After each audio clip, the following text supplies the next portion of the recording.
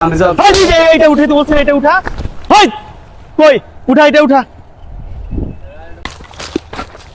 এই এই ছোট ভাই, এই এদিকে, এই কি করছিস? এটা কি?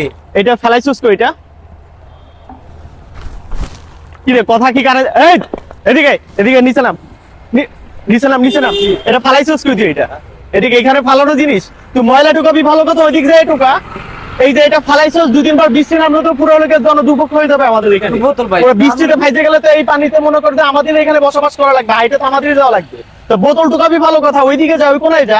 এখানে কি উঠাইছিস? এটা কি ফেলাইছিস এখানে? উঠা, এটা উঠা। এইটা উঠে তো বলছেন, এটা উঠা। কই উঠা, এটা উঠা। তোদের জন্য আজকে এই অবস্থা। আবার আমি কেডা? বোতল ঢুকাবে ওদিক যায় ঢুকা, এখানে কি অবস্থা? বৃষ্টি আসলে তো পুরো রাস্তা ভাইসে যায়। উঠা উঠা উঠা, পাথর উঠা। উঠাস না, উঠাইতে বলছি না তোরে? উঠা।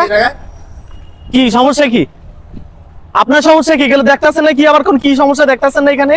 এইটা তো চাইলে প্রতিবাদ করতে পারতেন না আপনারা, আবার এখানে এসে বলতেছেন ভাই কি হয়েছে, কি হয়েছে? এটা এগুলা দেখা খালি দাঁড়ায় দাঁড়ায় দেখতে পারেন না, মজা নিতে পারেন কেন? এগুলো দেখে প্রতিবাদ করতে পারেন না? আপনি একটা সচেতন নাগরিক হয়ে এটা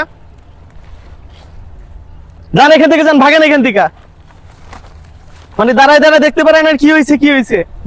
ওইটা উঠা, ওই তো একটা আছে, ওইটা উঠা।